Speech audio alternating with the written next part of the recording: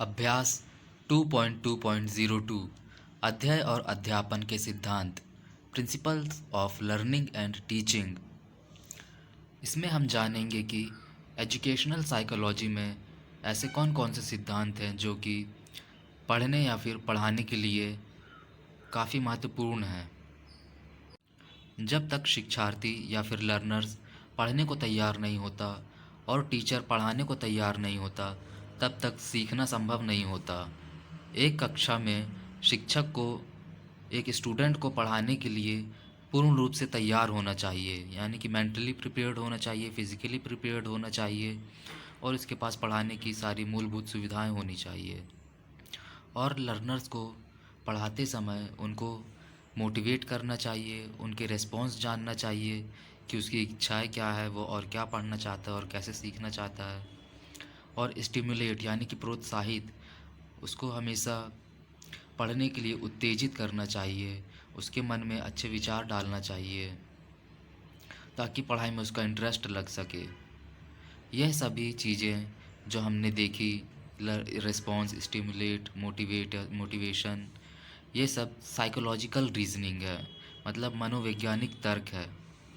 और इन्हीं तर्कों को या फिर रीज़न को कहा जाता है प्रिंसिपल ऑफ लर्निंग। और अब इन प्रिंसिपल्स को वन बाय वन अच्छे से समझते हैं। इसमें पहला प्रिंसिपल यानी कि पहला सिद्धांत है मानव इंद्रियों के माध्यम से शिक्षण परिणाम। Learning results from stimulation through human senses. हमारा ब्रेन हमारे आसपास चल रही क्रिया या फिर एनवायरनमेंट, वातावरण में चल रही क्रिया या फिर घटना को या फिर किसी एक्शन को जानने के लिए सेंसर्स की मदद लेता है। यह सेंसर्स वातावरण में चल रही क्रिया या फिर एक्शन की जानकारी नर्व सेल के द्वारा इलेक्ट्रिक सिग्नल के माध्यम से ब्रेन तक पहुंचाता है। तो यह नर्व सेल जो होती हैं वह, उनके अंदर रिसेप्टर लगा होता है। जो भी हमारे सेंसर सेंस करते हैं या किसी चीज़ को पहचानते हैं तो इलेक्ट्रिक सिग्नल के माध्यम से ब्रेन तक पहुंचाया जाता है इस इन्फॉर्मेशन को। फिर ब्रेन इन इन्फॉर्मेशन का एनालिसिस करता है, निरीक्षण करता है।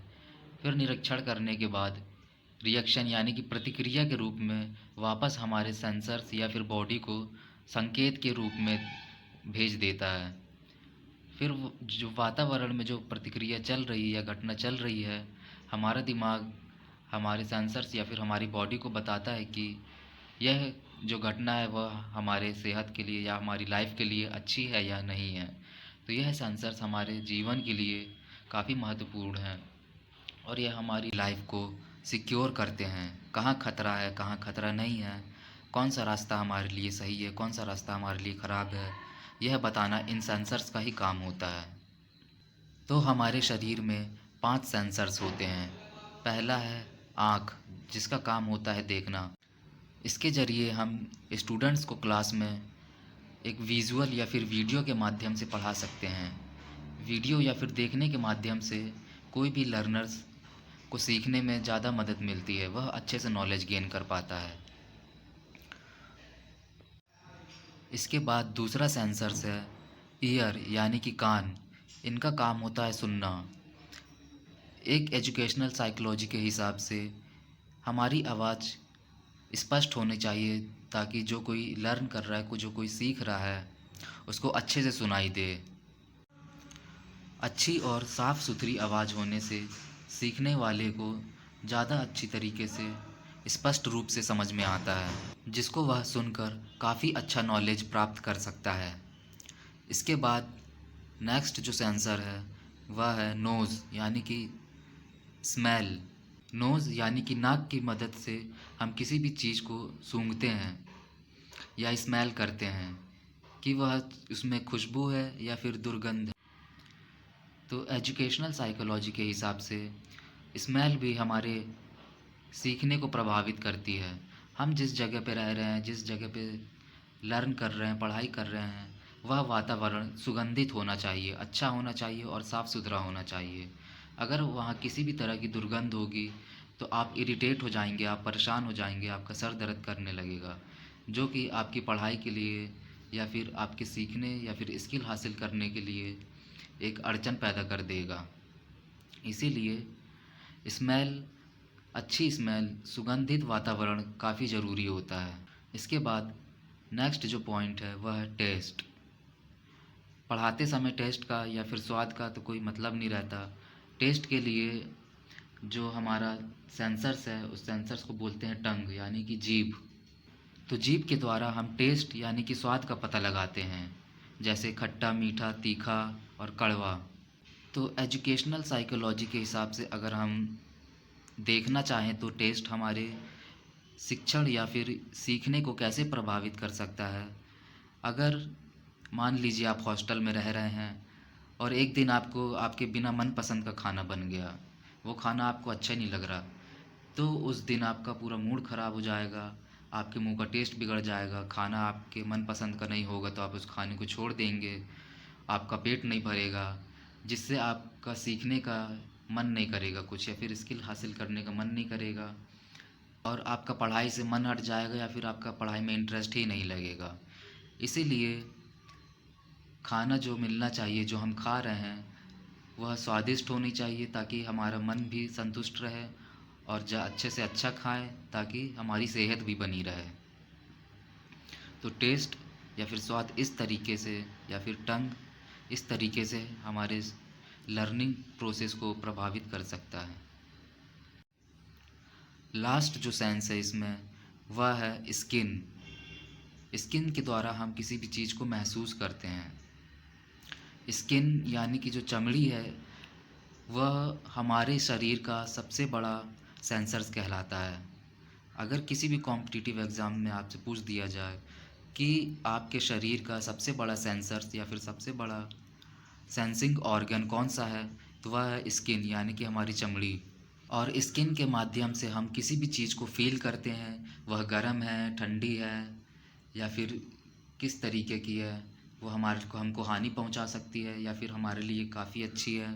तो इसमें एजुकेशनल साइकोलॉजी के हिसाब से स्किन या फिर टच किस तरीके से हमारे लर्निंग प्रोसेस को प्रभावित करता है, कि अगर हम कोई प्रैक्टिकल करते हैं और उसको प्रैक्टिकल करने के साथ उसको पकड़ते हैं, उसको देखते हैं, उसको महसूस करते हैं, तो इन सभी चीज़ों से हम उसके बारे में और अधिक जानते हैं।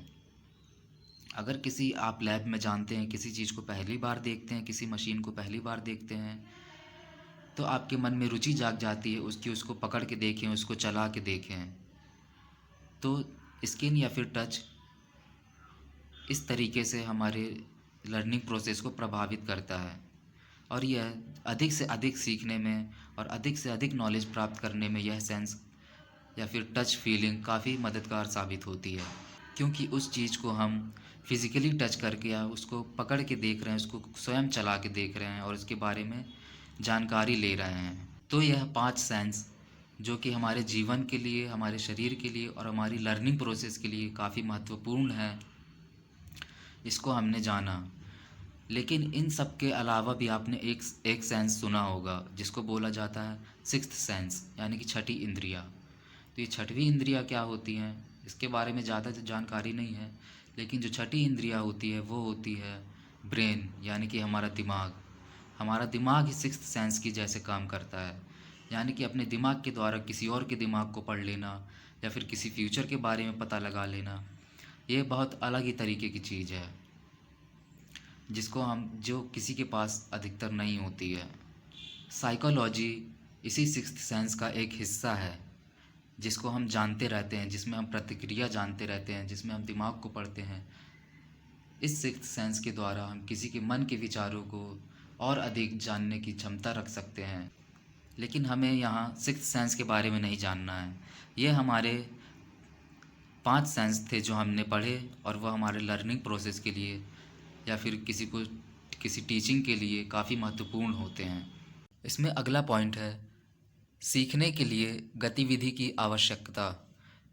लर्निंग रिक्वायर्स एक्टिविटी, मतलब किसी भी चीज़ को सीखने के लिए, किसी भी चीज़ को लर्न करने के लिए, नॉलेज एक्वायर करने के लिए हमें एक्टिविटी के साथ करना चाहिए, या फिर हमें किसी कार्य को करते करते कुछ सीखना चाहिए। जैसे हमने केजी सिस्टम में पढ़ा था कि लर्न बाय डूइंग, कुछ कार्य करते करते सीखना चाहिए। इसलिए हमें थ्योरी के साथ साथ प्रैक्टिकली भी कर सीखना चाहिए, उसमें प्रैक्टिकल नॉलेज यानी कि स्किल नॉलेज भी हासिल करना चाहिए। नेक्स्ट है थर्ड पॉइंट, सीखना पिछले अनुभव पर आधारित होना चाहिए। Learning is based on past experience. मतलब हमें अब लर्नर्स के बारे में यह जानकारी होनी चाहिए कि उसने पिछले अध्याय में क्या क्या सीख लिया, उसने कितना स्किल हासिल कर लिया, उसके पास कितना नॉलेज है। तब उसके बाद उसके ऊपर हमें एफ़र्ट डालना चाहिए, अपना प्रयास रखना चाहिए कि आगे वो और अच्छे से अच्छा सीख सके और उसको पिछला क्या नहीं समझ में आया और आगे उसको किन किन जानकारियों की अधिक ज़रूरत है। इससे हमारा टाइम भी बचता है और एक लर्नर्स को स्किल या फिर नॉलेज हासिल करने में अधिक मदद मिलती है। इसके बाद नेक्स्ट पॉइंट है फोर्थ पॉइंट, प्रभावी सीखने के लिए तथा शिक्षार्थी को तैयार करने के लिए रुचि की आवश्यकता। Interest is essential to effective learning and makes learners ready to learn. इसमें एक स्टूडेंट के अंदर या फिर एक लर्नर्स के अंदर रुचि जगाना चाहिए, इंटरेस्ट जगाना चाहिए। यह एक इंटरनल प्रोसेस है, यानी कि इंटरेस्ट जो अंदर से आता है वो एक आंतरिक प्रक्रिया है। इसलिए हमेशा उसको मोटिवेट करते रहना चाहिए और उसको हर चीज़ में इंटरेस्ट लाना चाहिए ताकि वह पढ़ाई में ज़्यादा से ज़्यादा सक्सेसफुल हो पाए और उसकी रुचि बढ़े। इसके बाद है फिफ्थ पॉइंट, प्रभावी सफलता के लिए शुरुआती सफलता की संभावना बढ़ जाती है। Early success increase chance for effective learning. इस पॉइंट में यह बताया जा रहा है कि एक शिक्षक को अपने लर्नर्स या फिर स्टूडेंट के ऊपर शुरू से ही ध्यान देना चाहिए, उसको शुरू से ही मोटिवेट करना चाहिए, उसका जो सब्जेक्ट है उसके प्रति रुचि पैदा करना चाहिए या फिर इंटरेस्ट जगाना चाहिए और क्लास को शुरू में ही मेंटेन करके चलना चाहिए ताकि आखिरी में एक अच्छा रिज़ल्ट प्राप्त हो और आखिरी में स्टूडेंट्स के ऊपर ज़्यादा मेहनत करने की ज़रूरत ना पड़े। इससे समय की बचत होती है तथा एक स्टूडेंट्स लर्नर्स को सीखने में मदद मिलती है और एक लर्नर्स का भी ये कर्तव्य बनता है कि वह अपने शिक्षक की पूरी बात माने और उन्हीं के साथ शुरू से ही मेहनत करते चले। जब शुरू में ही मेहनत कर लिया जाएगा तो आखिरी में ज़्यादा मेहनत करने की ज़रूरत नहीं पड़ेगी और एग्ज़ाम के टाइम अच्छे नंबर प्राप्त किए जा सकेंगे। और यह प्रोसेस एक टीचर की टीचिंग को इफ़ेक्टिव टीचिंग बनाता है और एक लर्नर की लर्निंग को इफ़ेक्टिव लर्निंग बनाता है। इसके बाद नेक्स्ट पॉइंट है पहचान और श्रेय का सीखने में मजबूत प्रोत्साहन प्रदान करना। Recognition and credit provide strong incentive for learning. इसमें जब कोई स्टूडेंट या फिर कोई लर्नर एक अच्छा मुकाम हासिल करता है, एक सफलता हासिल करता है, यह क्लास में अच्छे से कार्य करता है या फिर एक अच्छा प्रैक्टिकल करके दिखाता है, तो वह यह उम्मीद करता है कि उसका शिक्षक या फिर उसका जो टीचर है या फिर ट्रेनर है उसको प्रोत्साहित करे। तो इसके उसको प्रोत्साहित करने के लिए हमें उसको अवार्ड देना चाहिए, उसकी तारीफ़ करना चाहिए और उसको और अच्छे से मोटिवेट करना चाहिए ताकि वह और अच्छा कार्य करके दिखाए। एक कक्षा या फिर एक लैब में अच्छे कार्य के लिए या फिर अच्छी पढ़ाई के लिए स्टूडेंट को प्रोत्साहित करने पर बाकी स्टूडेंट्स के मन में भी अच्छे विचार आते हैं, वो भी अच्छे से सीखना चाहते हैं और वो भी आगे उन्नत होना चाहते हैं ताकि उनको भी अवार्ड मिले, उनको भी प्रोत्साहन मिले। इसलिए हमें जो कोई अच्छा कार्य करता है उसको हमेशा प्रोत्साहित करना चाहिए और मोटिवेट करना चाहिए। इसके बाद नेक्स्ट पॉइंट है इनमें प्रभावी शिक्षण परिणाम तब आते हैं जब सीखने के बाद उसका अनुप्रयोग किया जाए। The most effective learning results when vital learning is followed immediately by application. इसमें यह बताया जा रहा है जब कोई लर्नर किसी चीज़ को सीखता है, किसी चीज़ की पढ़ाई करता है, तब वह पिछला जो याद किया रहता है, पिछला उसने जो सीखा रहता है वह भूल जाता है। उसको हमेशा इस चीज़ को याद रखने के लिए उसको प्रैक्टिस करना चाहिए, उसको याद करना चाहिए तथा उसका रिवीज़न करते रहना चाहिए ताकि आगे जो पढ़ता जाए वह पीछे का भूले ना। क्योंकि अगर वह पिछला याद नहीं करेगा, पिछले की प्रैक्टिस, पिछला जो स्किल हासिल किया उसने उसकी प्रैक्टिस नहीं करेगा तो वह सब कुछ भूल जाएगा और जो आगे पढ़ेगा उसमें उसका जो पिछला ज्ञान रहेगा वो अधूरा रह जाएगा। इसलिए हमें पिछला रिवीजन करते हुए चलना चाहिए, उसकी प्रैक्टिस करते हुए चलना चाहिए, ताकि वह जिस लक्ष्य को हासिल करना चाहता है वह लक्ष्य को हासिल करने में परेशानी ना हो और उसको सब चीज़ याद रहें और उसको सारा स्किल और नॉलेज उसको आता रहे। इसमें नेक्स्ट है 8th पॉइंट, पुनरावृत्ति कौशल का विकास में मदद करना। Repetition helps development of skill. जब भी हम किसी स्किल को हासिल करते हैं तो उसकी हमें बार बार प्रैक्टिस करते रहना चाहिए। जब हम किसी चीज़ की बार बार प्रैक्टिस करेंगे तब वह हमारी आदतों में शामिल हो जाएगा, फिर वह चीज़ हम आसानी से कर पाएंगे और उसका अधिक से अधिक स्किल हासिल होगा, उसके बारे में अधिक नॉलेज हासिल होगी। तो हम उस क्षेत्र में जिसमें मेहनत कर रहे हैं या फिर जो स्किल हासिल करना चाह रहे हैं उसमें हम परफेक्ट हो जाएंगे, क्योंकि practice makes a man perfect. इसके बाद 9th पॉइंट है, शिक्षार्थी में सामाजिक और शैक्षिक पृष्ठभूमि और समझने की क्षमता भिन्न होती है, इसलिए शिक्षार्थी भिन्न दर से सीखते हैं। Learners differ in their social and educational background in understanding capacity and hence learners at various rate. इस पॉइंट में यह बताया जा रहा है कि एक कक्षा में या फिर एक क्लासरूम में जितने भी स्टूडेंट रहते हैं सबका सोचने का तरीका, सबका समझने का तरीका अलग अलग रहता है। सबका लेफ़्ट राइट ब्रेन अलग अलग तरीके से काम करता है। कोई कला क्षेत्र में आगे होता है तो कोई पढ़ाई में आगे होता है। तो इसलिए सबको अलग अलग तरीके से समझाने की टेक्निक होना चाहिए, क्योंकि किसी किसी स्टूडेंट को काफ़ी जल्दी समझ में आ जाता है और किसी किसी स्टूडेंट को काफ़ी देर में समझ में आता है। जैसे किसी के लिए मैथ सब्जेक्ट उसकी कमज़ोरी होगी या फिर किसी के लिए इंग्लिश सब्जेक्ट उसकी कमज़ोरी होगी। तो इन सब चीज़ों को अगर समझा जाए और उनकी परेशानियों को समझा जाए कि वो किस पॉइंट में आगे रुक जा रहे हैं और उस पॉइंट का सॉल्यूशन निकाल दिया जाए, तो फिर वह या फिर स्टूडेंट काफ़ी अच्छे तरीके से समझ पाता है। इसलिए हमें क्लास में पढ़ाने के लिए अलग अलग टेक्निक का यूज़ करना चाहिए, अलग अलग एग्ज़ाम्पल देना चाहिए, हर बार कुछ नया सिखाना चाहिए और हमेशा मोटिवेट करते रहना चाहिए, ताकि सब एक बराबर सीखें, सबको एक बराबर नॉलेज मिले और सबके पास अच्छे से अच्छा स्किल हासिल हो। नेक्स्ट पॉइंट है अभिप्रेरण, यानी कि मोटिवेशन। यह मोटिवेशन शब्द हमें हर चैप्टर में देखने को मिल जा रहा है। यह मोटिवेशन शब्द है क्या? यह मोटिवेशन शब्द किसी के अंदर से किसी क्षेत्र के लिए उसके अंदर रुचि पैदा कर देना, उसको इतना मोटिवेट कर देना कि वह उस कार्य को करने के लिए सक्षम हो जाए और वह उस क्षेत्र में आगे बढ़ने लगे। आपने देखा होगा कि यूट्यूब में कई सारे मोटिवेशनल थॉट आते हैं, आईएएस, आईपीएस, यूपीएससी, इस तरीके के मोटिवेशनल वीडियोस आते हैं। तो ये मोटिवेशनल इसीलिए होते हैं ताकि एक व्यक्ति के अंदर जहाँ जिस फील्ड में या जिस लक्ष्य को पाना चाहता है उसको उस क्षेत्र में मोटिवेट करके उसको आगे बढ़ाया जाए, उसके लक्ष्य हासिल करने में मदद की जाए।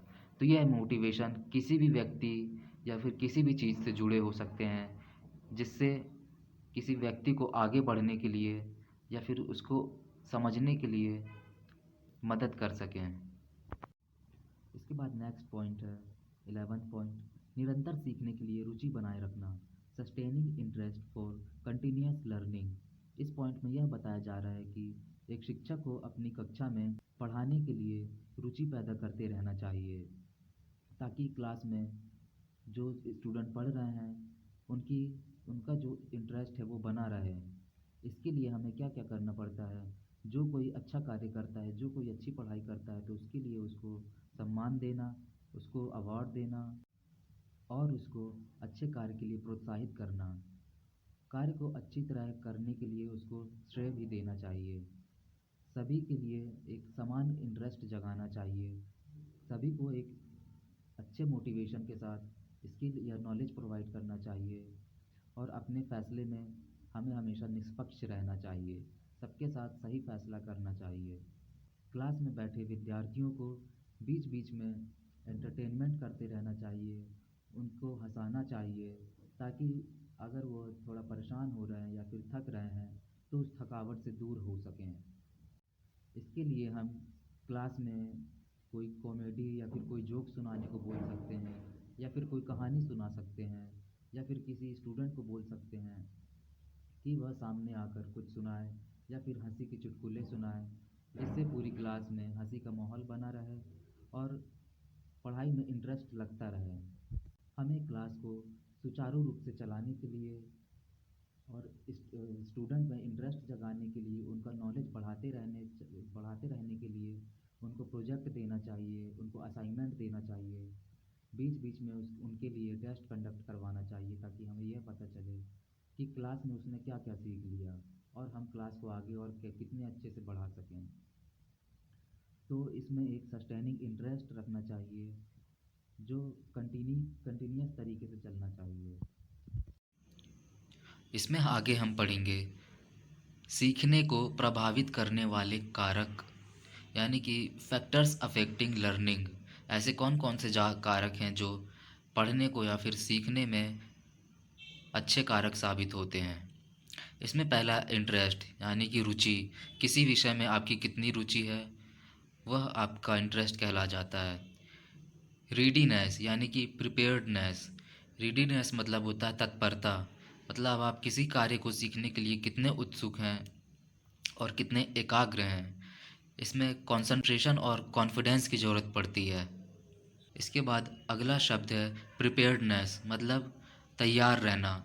किसी कार्य को करने के लिए या सीखने के लिए हमें पहले से तैयार होना चाहिए, यानी कि हमें मानसिक रूप, यानी कि मेंटली और फिज़िकली दोनों तरीके से तैयार होना चाहिए, ताकि हम उस कार्य को अच्छी तरीके से सीख सकें और अच्छा नॉलेज गेन कर सकें। नेक्स्ट पॉइंट है इंटेलिजेंस, यानी कि बुद्धिमत्ता। सबके सीखने की प्रकृति अलग अलग होती है, अलग अलग तरीके से लोग सीखते हैं, इसलिए सीखने के लिए हमें हमेशा अलग अलग टेक्निक का यूज़ करना चाहिए, अलग अलग स्किल का यूज़ करना चाहिए, ताकि हम या फिर कोई और या फिर लर्नर अच्छी तरीके से सीख पाए, ताकि वह परिस्थिति के अनुसार माहौल को समझे और अपनी समस्याओं को हल कर सके। इसके बाद अगला है मोटिवेशन, यानी कि अभिप्रेरण, यानी कि प्रेरणा देना। इस मोटिवेशन में हमको हमेशा मोटिवेट करते रहना चाहिए।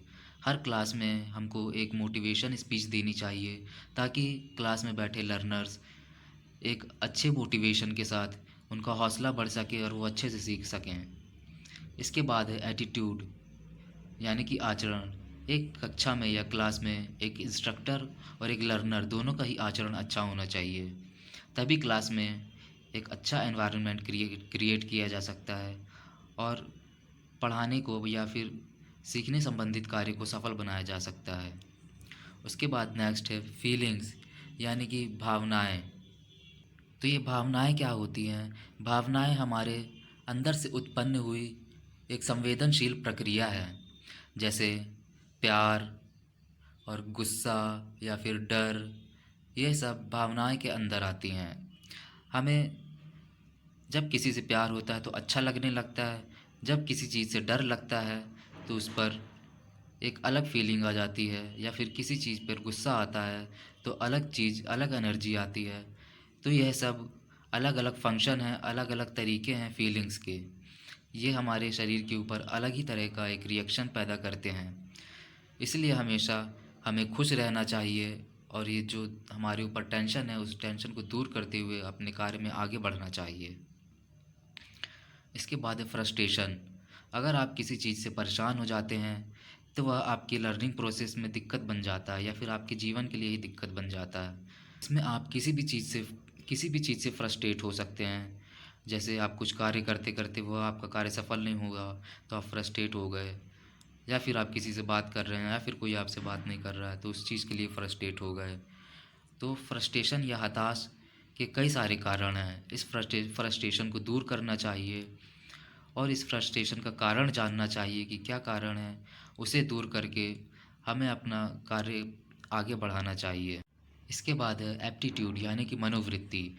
एक लर्नर्स के अंदर वह क्या अपने मन में सोच रहा है, उसकी क्या प्रवृत्ति है, उसकी क्या प्रतिक्रिया है, वह आगे क्या बनना चाहता है, वह कौन सा स्किल हासिल करना चाहता है, वह किस क्षेत्र में काफ़ी अच्छा है और किस क्षेत्र में उसको कमी है, यह सब जानकर हम उसके एप्टीट्यूड के द्वारा उसकी कमियों को दूर कर सकते हैं और उसकी अच्छाइयों को बढ़ा सकते हैं। इसके बाद नेक्स्ट पॉइंट है इंडिविजुअल डिफरेंस, मतलब कि सब अलग अलग तरीके से सोचते हैं, सबका अलग अलग तर्क रहता है, सबका अलग अलग मत रहता है। इसीलिए सभी लोगों को अपन को सुनना चाहिए, सभी लोगों का तर्क जानना चाहिए, फिर उनके बाद उस तरीके से उनको समझाना चाहिए, उस तरीके की उनको शिक्षा देनी चाहिए या फिर इंस्ट्रक्ट करना चाहिए। हर एक बच्चा अपने जीवन में क्या चाहता है और वह अपने जीवन में कौन सा लक्ष्य निर्धारण करके रखा है और वह कौन सी स्किल या फिर किस क्षेत्र में वह ज़्यादा निपुण है, उसके अंदर क्या कलाएं छुपी हुई हैं, यह सब इंडिविजुअल डिफरेंस में है। यह सब चीज़ें जानना एक शिक्षक के लिए या फिर एक इंस्ट्रक्टर के लिए बहुत ही ज़रूरी होता है, ताकि वह उसका भविष्य निर्धारण कर सके और उसको आगे आगे बढ़ने के लिए मोटिवेट कर सके। इसके बाद आगे हम पढ़ेंगे, यहाँ हम एक व्यक्ति के बारे में पढ़ने जा रहे हैं जिनका नाम है रॉबर्ट जेम्स हेविंग्स हर्ट्ज़। यह एक अमेरिकन एजुकेटर थे जिनका जन्म 5 जून 1900 को हुआ और उनकी डेथ 31 जनवरी 1991 को हुई। यह एक फिजिसिस्ट यानी कि भौतिक वैज्ञानिक थे, यह केमिस्ट भी थे यानी कि रसायन शास्त्री भी थे, यह एक एजुकेटर यानी कि शिक्षक भी थे और यह ह्यूमन डेवलपमेंट के एक्सपर्ट भी जाने जाते थे। इन्होंने वर्क ऑन ह्यूमन डेवलपमेंट मतलब मानव विकास और शिक्षा के ऊपर 1948 से लेकर 1953 तक काफ़ी कार्य किया है और मानव विकास और शिक्षा संबंधित क्षेत्रों को आगे बढ़ाया है। इन्होंने बताया है कि there are 6 stages from childhood to old age, मतलब बचपन से लेकर बुढ़ापे तक हमारी 6 अवस्थाएं होती हैं, जिसमें से पहली है इन्फेंसी एंड अर्ली चाइल्डहुड, बचपन और बचपन तक। इससे तो एक गाना याद आ गया, बचपन का प्यार मेरा भूल नहीं जाना रे। तो ये बचपन और बचपन तक ये किस एज तक रहता है? At the age of 6 years, मतलब जन्म से लेकर 6 साल तक आप बचपन और बचपन के बीच में रहते हैं। इसके बाद है मिडिल चाइल्डहुड यानी कि मध्य बचपन, यह 6 साल से लेकर 13 साल तक की एज तक के लिए होता है। इसके बाद है एडोलिसेंस यानी कि यौनावस्था, यह 13 साल की उम्र से 18 साल की उम्र तक यह अवस्था रहती है। इसके बाद है अर्ली एडल्टहुड यानी कि जल्दी वयस्कता, यानी कि अर्ली एडल्टहुड क्या होता है कि इसमें 19 साल से लेकर 30 साल तक के व्यक्ति आते हैं। इसके बाद है मिडिल एज मध्यम आयु, इसमें 30 साल की उम्र से लेकर 60 साल की उम्र तक के लोग रहते हैं। फिर इसके बाद लास्ट है 6th पॉइंट लेट मैच्योरिटी, बाद में परिपक्वता, यह 60 साल या उसके आगे की एज के लिए रहता है। तो इन सब एज डिफरेंस को जानकर रॉबर्ट जेम्स हेविंग्स हर्ट्ज़ ने बताया कि there are 3 sources of development task, मतलब कि विकास कार्य के लिए जो स्रोत हैं वो 3 हैं। वो कौन कौन से हैं? पहला है फिज़िकल मैच्योरेशन यानी कि शारीरिक परिपक्वता, इसमें चलने से लेकर बोलना, अपने जीवन में क्या क्या आगे बढ़ना है, अपने जीवन में मूलभूत सुविधाओं को जुटाना, खुद पर कंट्रोल करना। इसमें हम जानते हैं कौन मेल है कौन फीमेल है और कौन जेंडर किसका क्या होता है। तो इस तरीके के व्यवहार और पॉलिटिक्स, अपने राजनीतिक व्यवहार, अपने एनवायरनमेंट को समझना, यह फिज़िकल मैच्योरेशन में आता है, शारीरिक परिपक्वता में आता है। फिज़िकल मैच्योरेशन यानी कि शारीरिक परिपक्वता, इसके अंदर हम बचपन से लेकर चलना, हंसना, खेलना, सीखना, अपने धर्म के बारे में जानना, अपने देश के बारे में जानना, अपने एनवायरनमेंट के बारे में जानना और भी कई सारी चीज़ें जो फिज़िकली रूप से हमारे टच में रहती हैं, उसको शारीरिक परिपक्वता क्या कहा जाता है। इसके बाद है पर्सनल वैल्यूज़ यानी कि व्यक्तिगत मूल्य, इसमें यह बताया जाता है कि एक व्यक्ति को अपना जीवन जीने का पूर्ण रूप से अधिकार है। उसके ऊपर ना कोई दबाव डाल सकता है, ना उसको कोई फोर्स कर सकता है। वह किसी भी क्षेत्र में जा सकता है, किसी भी स्किल को हासिल कर सकता है या फिर कोई सी भी पढ़ाई कर सकता है। उसको अपने जीवन का लक्ष्य निर्धारण करने का हक है। वह जीवन में चाहे किसी भी फैसले पर या फिर किसी भी रास्ते पे जाकर अपने कार्य, अपने लक्ष्य को प्राप्त कर सकता है। यह सब चीज़ें उसकी व्यक्तिगत मूल्य यानी कि पर्सनल वैल्यूज़ कहलाती हैं। जैसे आजकल आप सभी ने देखा होगा कि कोई अपना मोबाइल किसी को छूने नहीं देता। वो कहता है ये हमारी पर्सनल चीज़ें हैं। तो किसी भी की पर्सनल चीज़ों में किसी का कोई हक नहीं है। तो यह उसकी पर्सनल वैल्यूज़ कहला जाती हैं। इसके बाद है प्रेशर ऑफ सोसाइटी, सामाजिक दबाव। इस सामाजिक दबाव में क्या होता है कि हमें समाज के दबाव के कारण कार्य करना पड़ता है। जैसे पढ़ना या फिर कोई अलग कार्य करना या फिर अपने धर्म में ही रहना या फिर कोई और इच्छा जो हम चाहते हैं वो ना हो पाना। तो यह सब चीज़ें एक सामाजिक या प्रेशर ऑफ सोसाइटी हैं कि जिसमें हमको समाज को देखते हुए चलना पड़ता है, समाज की सारी चीज़ों को मानना पड़ता है और यह हमारा एक कर्तव्य बनता है कि हम अपने देश के प्रति एक अच्छी भावना से चलें और अपनी देश की रक्षा करते रहें। इसके बाद रॉबर्ट जेम्स हैविंग्स हर्ट्ज़ कहते हैं कि अ डेवलपमेंट टास्क यानी कि विकास कार्य एक कार्य है, मतलब किसी भी चीज़ का डेवलपमेंट करना एक कार्य है, एक ऐसा काम है जिसको सही समय पे किया जाना चाहिए। जैसे किसी को पढ़ना है तो वो फर्स्ट क्लास एक छोटी ही एज में पढ़ेगा। ये नहीं कि 10 साल 12 साल बाद आके वो पढ़े, तो वो उसका समय निकल चुका होगा। या आप अभी शिक्षा कोई सी ग्रहण करना चाहते हैं तो ये आपका स्पेसिफिक टाइम है और सही समय पर सही कार्य करने से हमें जीवन में सक्सेस मिलती है। यही स्पेसिफिक पॉइंट कहलाता है। और इसके बाद हमें क्लास में किसी स्टूडेंट को या किसी लर्नर को एक स्पेसिफिक टाइम में ही सिखाना चाहिए, एक स्पेसिफिक पॉइंट में सिखाना चाहिए। जैसे सुबह का टाइम, यह एक अच्छा समय होता है एक शिक्षक को एक शिक्षा देने के लिए। अगर कोई स्टूडेंट लंच के बाद आ रहा है और आप उसे तुरंत बोल दे कि चलिए पढ़ाई करिए, तो वह उसका यह सही समय नहीं होगा, वो सीख नहीं पाएगा, वो लर्न नहीं कर पाएगा। इसीलिए खाने के बाद हमें थोड़ा टाइम दिया जाता है कि आराम करके आएँ। खाना तो 10 मिनट में हो जाता है या फिर लंच 10 मिनट में हो जाता है, लेकिन हमें 1 घंटा दिया जाता है ताकि हम लंच करके थोड़ा आराम कर सकें, मानसिक रूप से पढ़ाई के लिए तैयार हो सकें। तो सही समय पर सही शिक्षा दे देना यह टीचेबल मोमेंट कहलाता है। यही टीचेबल मोमेंट होता है जिसको लर्नर्स अच्छे से समझता है और पूरा जीवन याद रखता है। वह नॉलेज उसके दिमाग में बैठ जाती है। इस टीचेबल मोमेंट को हमेशा अपनाना चाहिए ताकि लर्नर्स अच्छे से अच्छा तरीके से सीख सके। तो यहाँ हमारी यूनिट 2.2.02 ख़त्म हुई।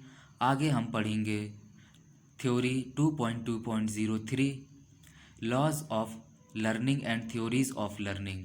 अध्ययन के नियम एवं सिद्धांत क्या क्या होते हैं।